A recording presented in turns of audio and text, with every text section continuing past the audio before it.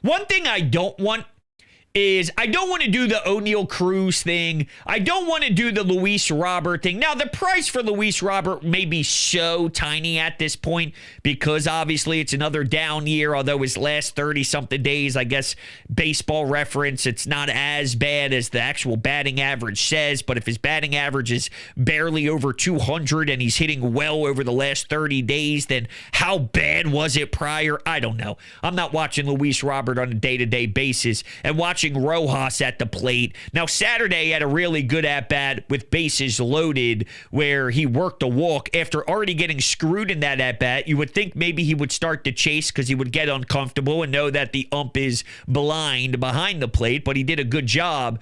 The problem is he was horrible defensively in center field, and then you're watching pitches go right down the heart of the plate, and you're just looking. He stinks. Stinks. But the reason why I don't want the Luis Roberts of the world and I don't want the Oneil Cruzes of the world in theory is I don't want to go after someone that I have to have a project with. This is a project. Let's get Oneil Cruz to reach the potential that people thought he could be that he never really reached. Let's see if we can squeeze the juice out of the Luis Robert lemon. And yes, there are examples of other White Sox going to other organizations and it working. So maybe it's just a loser organization, and when you're in that stench, it's always going to be bad. It's always going to be awkward until you find yourself in a lineup with Bryce and Kyle. But then again, then the expectations rise.